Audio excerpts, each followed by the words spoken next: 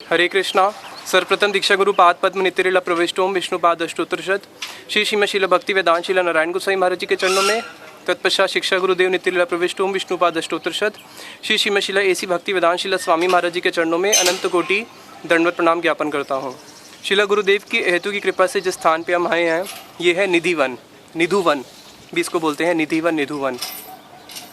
यहाँ पे बड़ी ही सुंदर निशांत लीला का हमारे गुरुवरों ने वर्णन किया है। अब ये निशांत लीला क्या होती है?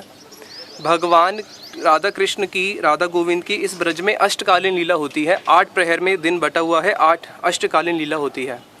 शुरू करते हैं रात्रि लीला से, जिसको नक्त लीला बोलते हैं। रात को 10:48 से लेके सुबह 3:36 तक की ये होती है भगवान की नक्त लीला। और 3:36 से लेकर सुबह के 6 बजे तक की 2 घंटे 24 मिनट की भगवान की होती है निशांत लीला, यानी कि निशा का अंत। तो यहाँ पे बड़ा ही सुंदर हमारे गुरुवरों ने यहाँ की निशांत लीला का वर्णन किया है। फिर 6 बजे से लेकर सुबह 8:24 तक प्रातः लीला होती है। 8:24 से लेकर फिर 10:48 तक फिर 2 घंटा 24 मिनट की होती है भगवान की पूर्वान लीला। फिर भगवान की 10:48 से लेकर फिर दोपहर के 3:36 तक मध्याह्न लीला होती है। तो जो भगवान की इस प्रकार से अष्टकालीन लीला होती है, तो ये जो निशांत लीला का क्या वर्णन करते हैं, ये निधि वन है। ये बहुत बड़ा एक निधि वन है। इसी निधि वन के अंदर बड़े सुंदर सुंदर प्रकोष्ठ हैं, यानी कि बड़े ही सुंदर सुंदर इसके अंदर फिर कुंज बने हुए हैं।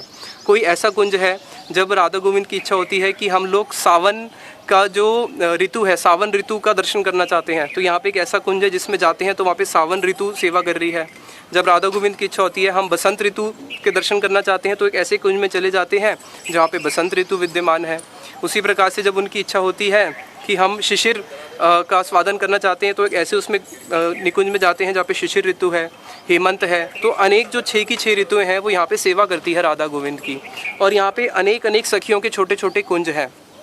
तो ऐसे ही एक निकुंज के अंदर जब राधा गोविंद की निशा लीला हो रही है, नक्त लीला हो रही है, सुबह निशांत लीला के समय क्या होता है, सखियाँ जो है वो राधा गोविंद को उठाती हैं। किस प्रकार से उठाती हैं उसका वर्णन किया। जो सखियाँ क्या करती है, अपने परारध कोटि प्राणों को देकर भी राधा गोविंद के उस आनंद सागर का, उस प्रेम रूपी सागर का, उस अमृत का एक कण भी खरीद लेती है। तो बताया कि वो अपने अपने कोटि प्राणों से भी ज़्यादा जो उनकी सखियां हैं राधा गोविंद से जो प्रेम करती हैं, इसी निकुंज के द्वार पे क्या होता है, बड़े सुंदर सुंदर लता से आवृत होती है वो। तो मानो गोपियां क्या करती हैं, उस लता रूपी जाल से अपने मीन रूपी नयनों से राधा गोविंद के उस लावण्य अमृत का स्वादन करती है। यानी कि गोपियाँ उस झरोकों से, लताओं के झरोकों से अंदर झांकती हैं और राधा गोविंद की उस निशा लीला का दर्शन करती हैं।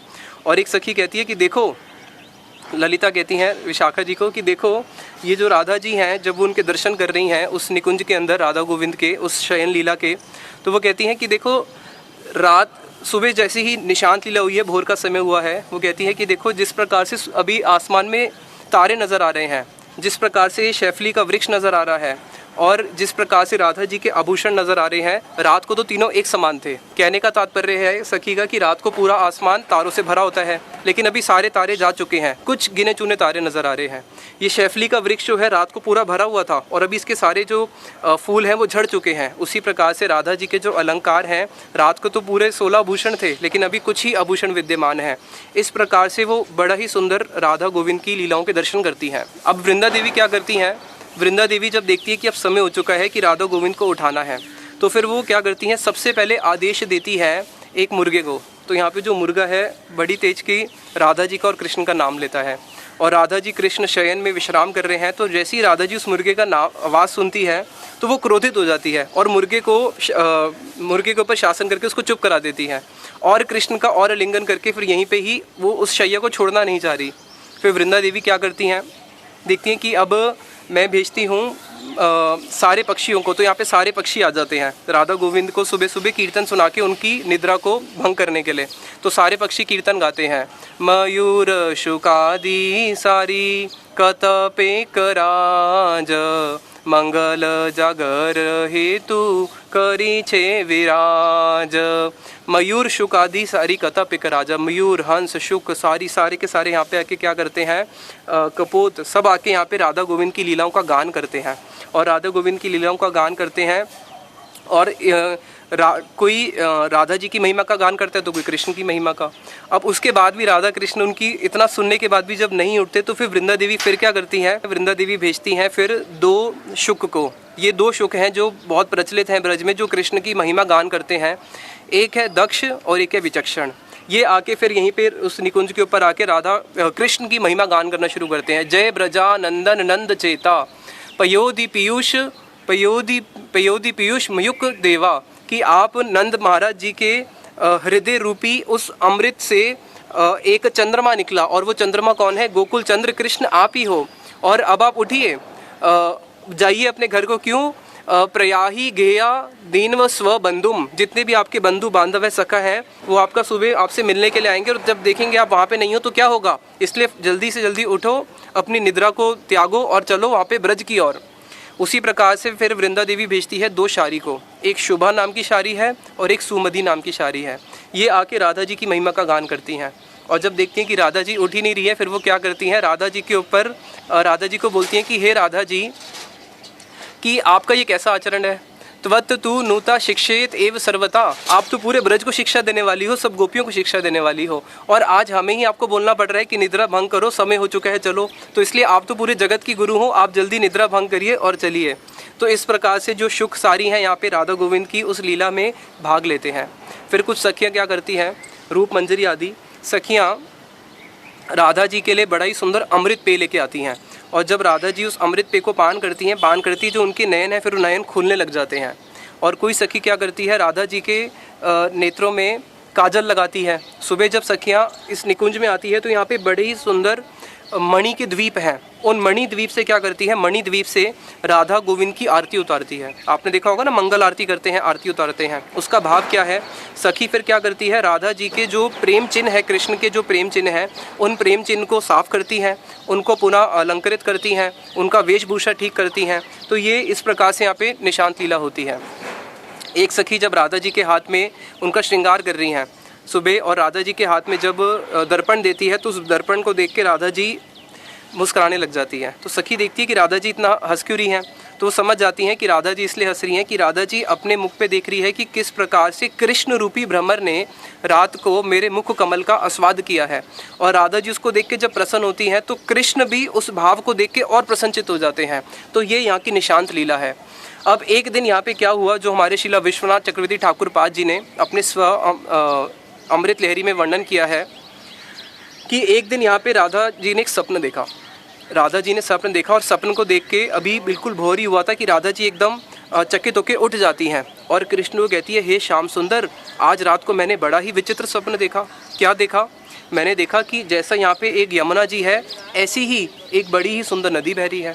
जिस प्रकार से यहाँ पे वृंदावन शोभित है, वहाँ पे भी वृंदावन जैसा ही एक बड़ा अद्भुत वन है, जो वन और नदी मेरे मन को, मेरे चित्त को हर रही है। और उसी तट पे मैंने देखा एक गोरा सा किशोर ब्राह्मण, वो क्या कर रहा है, दोनों हाथ ऊपर करके नृत्य करता है और क्या बोलता है, हरे कृष्णा कृष्णा कृष्णा हरे हरे, हरे राम रामा रामा हरे हरे, महामंत्र का गान कर रहा है। कभी तो वो बोलता है हा कृष्ण, फिर अगले ही क्षण बोलता है हा राधे हा राधे। तो श्याम सुंदर मैं समझ नहीं पा रही कि ये जो स्वप्न में मेरे, ये जो एक गौर किशोर जैसा ये जो एक बालक आया है, ये जो एक युवक आया है, ये किशोर आया है, ये कौन है? ये तो मेरे चित्त को हर रहा है। मैंने आपके पहले बहुत सारे रूप के दर्शन किए हैं। काम्य वन में कृष्ण भगवान ने अपने शेषाई विष्णु जी के दर्शन कराए हैं राधा जी को। राधा जी बोली, आपके उस दर्शन से भी मेरा मन तो विचलित हुआ नहीं, आपके चतुर्भुज रूप दर्शन करने से भी मेरा मन विचलित हुआ नहीं। नारायण और आपके जितने भी अन्य रूप हुए हैं, राम हो, नारायण हो, नरसिंह, कूर्म, वरा रूप, कोई भी रूप मेरे मन को इस प्रकार से चित्त को आकर्षित नहीं कर पाया। लेकिन ये ऐसा कौन सा किशोर है जो मेरे चित्त को आकर्षित कर रहा है पुनः पुनः। और जब मैं देखती हूँ कि कहीं वो कृष्ण तो नहीं है, लेकिन जब मैं देखती हूँ अगर वो कृष्ण है तो राधा जी भी होनी चाहिए, फिर अगले क्षण देखती हूँ कि राधा जी तो नहीं है।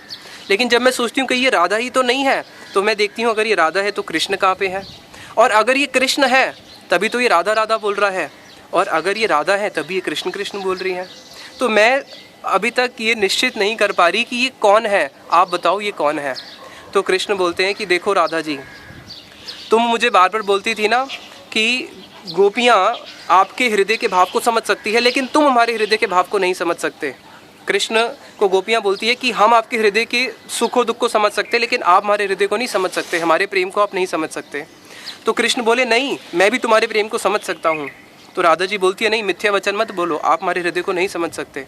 तो कृष्ण बोले यही मेरा वो रूप है जिसमें मैंने आपके हृदय को समझा है।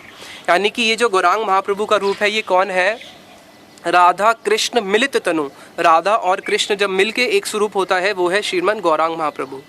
तो कृष्ण ने अपने हृदय में एक कौस्तुभ मणि पहनी हुई थी। तो जो राधा जी ने स्वप्न में दर्शन किया था वही स्वप्न उन्होंने साक्षात उस कौस्तुभ मणि में देखा।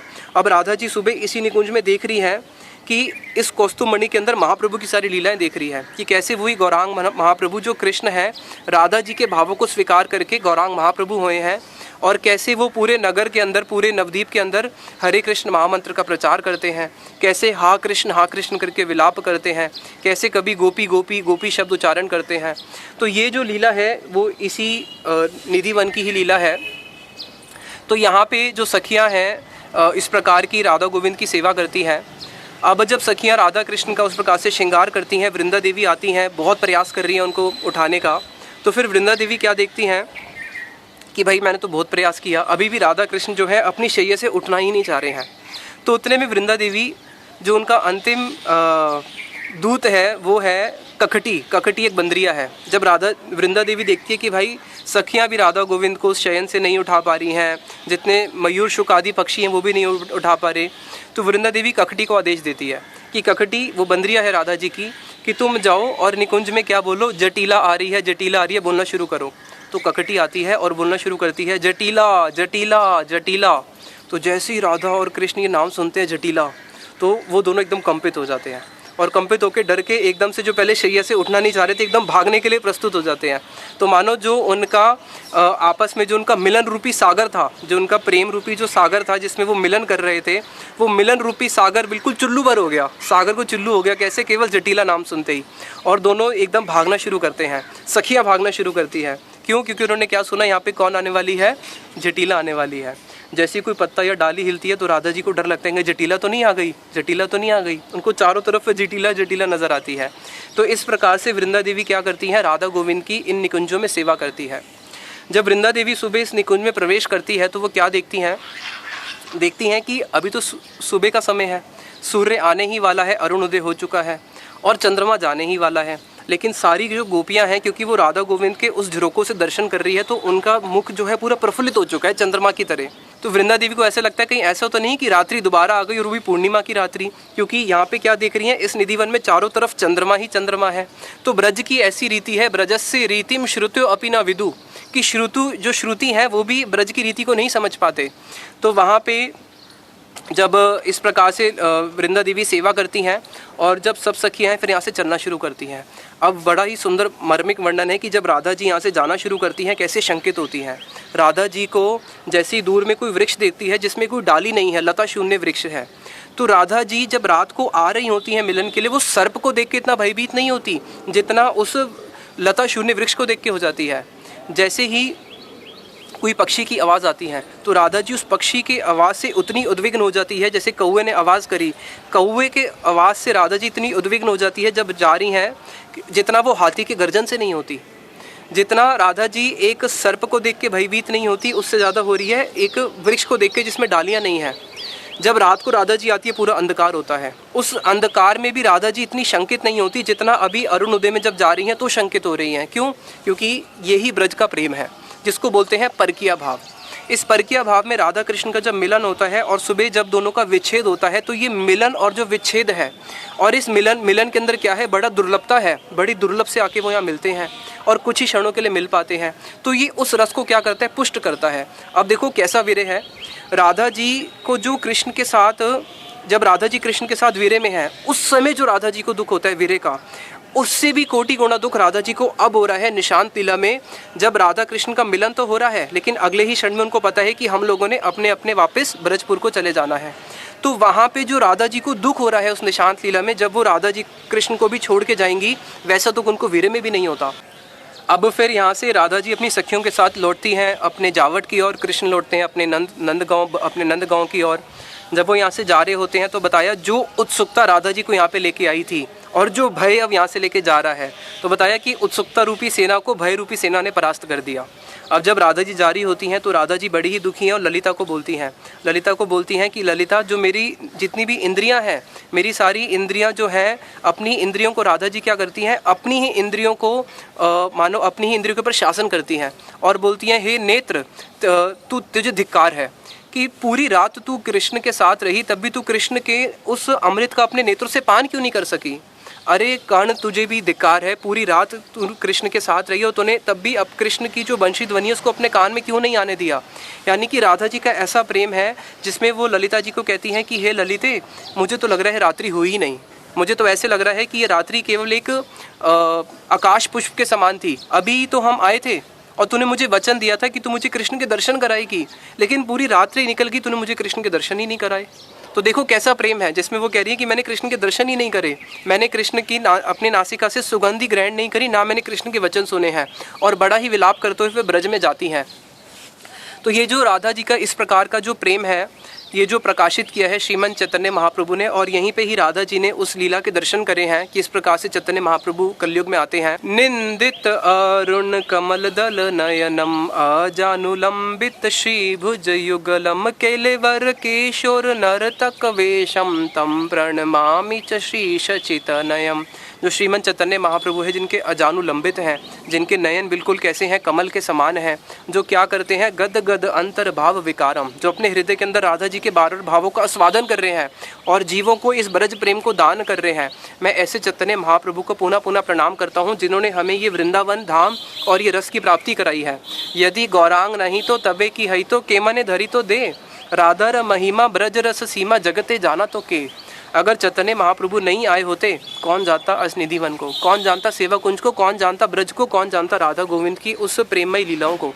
तो इसलिए ये जो निधि वन है, यहाँ पे हम लोग एक प्रार्थना करते हैं और यहीं पे ही श्रीला स्वामी हरिदास जी ने बाकी बिहारी ठाकुर जी को प्रकट किया है। पीछे ही वो स्थान है जहाँ पे स्वामी हरि जी ने उनको प्रकट किया है। यहाँ पे स्वामी हरिदास जी बैठ के अपने बड़े ही सुंदर ठाकुर जी के पद गाते थे।